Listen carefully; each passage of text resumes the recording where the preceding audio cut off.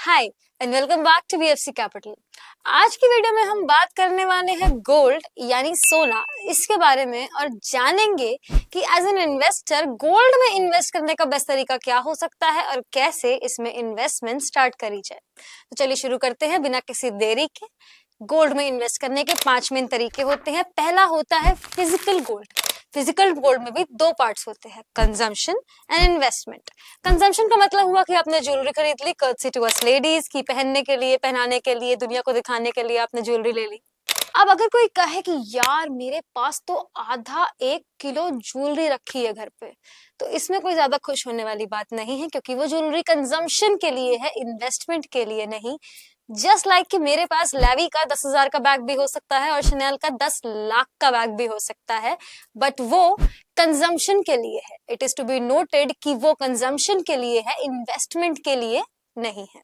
Just like कि मेरे पास आधा 1 किलो की ज्वेलरी हो सकती है, घर पे रखी हो सकती है, बट वो कंजम्पशन है, इन्वेस्टमेंट नहीं है। यानी ये पीढ़ी दर पीढ़ी ट्रांसफर हो सकती है pretending it's an investment, but होता ये कंजम्पशन है। क्योंकि आज तक पर्सनली मैंने ऐसा कोई एग्जाम्पल नहीं देखा है जहां पे किसी इंसान ने ज्वेलरी बेच के इन्वेस्टमेंट स्टार्ट करी हो, या ज्वेलरी इसलिए बेची हो कि सोना 80,000 पे पहुंच गया है। अब मुझे आप ही एक बात बताओ कि क्या आपने कभी भी कहीं भी ऐसा सुना है, आस पड़ोस में कहीं भी ऐसा सुना है कि किसी इंसान ने कार खरीदने के लिए ज्वेलरी बेच दी? नहीं ना, नहीं सुना होगा। बट ये जरूर सुना होगा, हो सकता है सुना हो, कि किसी इंसान ने कार खरीदने के लिए स्टॉक्स बेच दिए। यानी in practicality, in actuality, in reality physical jewellery, physical gold jewellery is for consumption, not for investment.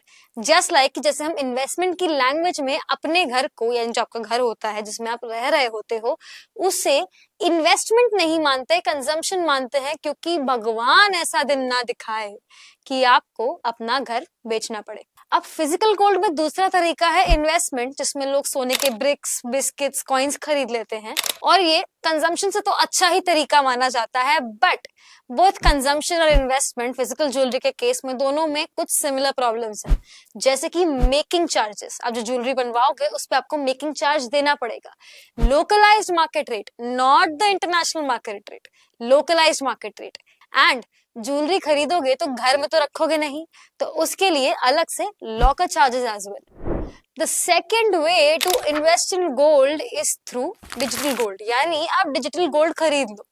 इसमें आपके बुक्स में गोल्ड के नाम से बस एक एंट्री आ जाएगी, जैसे कि 1 ग्राम गोल्ड, ठीक है।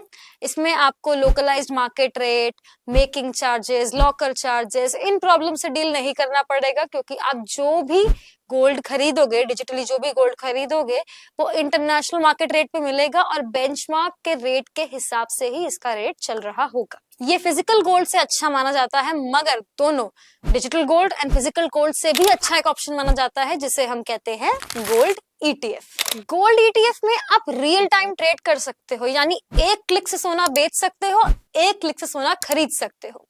But digital gold and gold ETF दोनों में एक प्रॉब्लम को फेस करनी पड़ जाएगी कि इसमें आपको 20% का long term capital gains tax यानी LTCG लगेगा।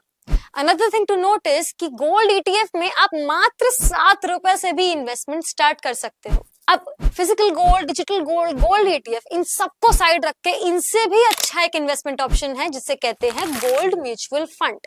ये उन लोगों के लिए है जो सिस्टमैटिकली, जैसे कि आप म्यूचुअल फंड में SIP के थ्रू इन्वेस्ट करते हो, सिस्टमैटिकली जो लोग SIP के थ्रू गोल्ड में इन्वेस्ट करना चाहते हैं, उनके लिए ये ऑप्शन बहुत अच्छा है। इसमें आप छोटे छोटे कॉन्ट्रीब्यूशन की मदद से गोल्ड में सिस्टमैटिकली इन्वेस्ट कर सकते हो, just like you invest in mutual fund with an SIP। इसमें आपको 20% का LTCG टैक्स देना पड़ जाएगा और आपका इन्वेस्टमेंट गोल्ड ETFs में डायरेक्टली होगा, यानी उन म्यूचुअल फंड्स में होगा जो कि इन्वेस्टमेंट गोल्ड ETFs में करते हैं।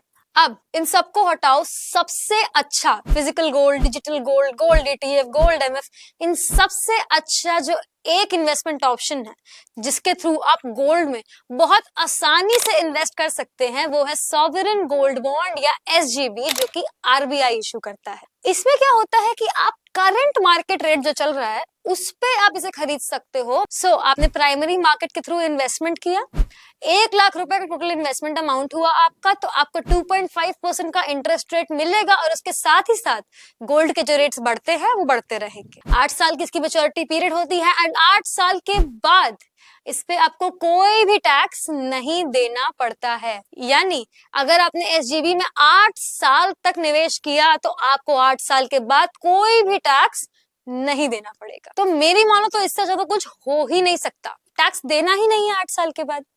बट कैच ये है कि आरबीआई हैज स्टॉप्ड इशूइंग एसजीपीज, क्योंकि हो सकता है कहीं ना कहीं उन्होंने खुद ही ये रियलाइज किया हो कि यार ये तो बहुत सही है, तो कुछ ज्यादा ही दे दे रहे हैं, ये तो कुछ ज्यादा ही अच्छा हो रहा है, तो उन्होंने कहा कि नहीं रुक जाओ, बंद करते हैं, अब नहीं करेंगे इशू। तो आरबीआई ने फ्रेश एसजीबी इशू करना बंद कर दिया।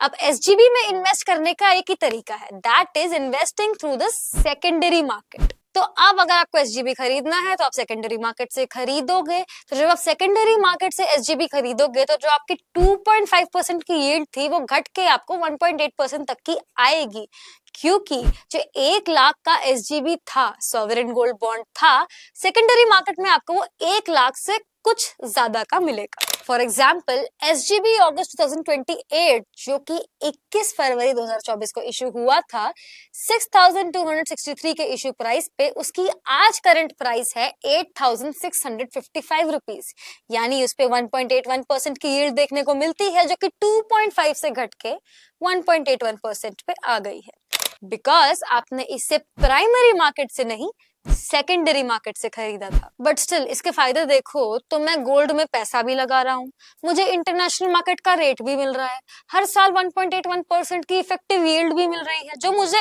कहीं और नहीं मिलेगी।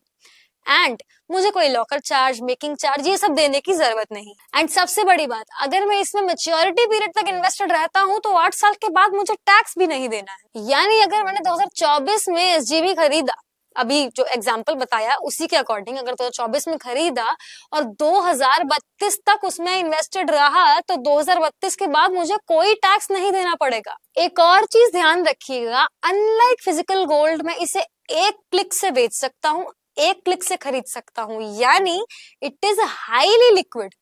तो अगर आपने एसजीबी में इन्वेस्ट किया है और आपकी फैमिली को भगवान ना करे पैसे की जरूरत पड़ गई बहुत ज्यादा, तो आप इसे बहुत आराम से मार्केट में जाके बेच भी सकते हैं। बट अगर आप मैच्योरिटी यानी 8 साल से पहले अपने एसजीबी को, सॉवरेन गोल्ड बॉन्ड को बेचते हैं, तो आपको उस पे long term capital gains tax देना पड़ेगा। अब तो जो ओनली थिंग दैट रिमेन्स, जिसकी आप मुझसे कहो कि अरे आपने मेरे तो आंखें खोल दी, आप कहाँ थे इससे पहले, अब मगर मैं करूँ क्या? सब समझ में आ गया मुझे, बट मैं एसजीबी में इन्वेस्टमेंट करूँ कैसे? तो देखिए, एसजीबी में इन्वेस्टमेंट करना इज अ प्रोसेस। तो अगर आपको ऐसा लगता है कि आपको भी एसजीबी में इन्वेस्ट करना है तो drop a comment in the comment section below और हम आपको इसका स्टैंडर्ड प्रोसीजर अच्छे से एक्सप्लेन कर देंगे। So this was our take on the best ways through which you can invest in gold for today. We hope ये video देखने के बाद आपके सभी डाउट्स क्लियर हो गए होंगे, but if you have any questions again you can drop them in the comment section below and will try to reach out to you as soon as possible. अगर आपने आज कुछ नया सीखा, आपको ये वीडियो पसंद आई तो share it with your friends, subscribe to our channel. जल्द मिलेंगे एक और वीडियो के साथ। Press the bell icon for instant updates.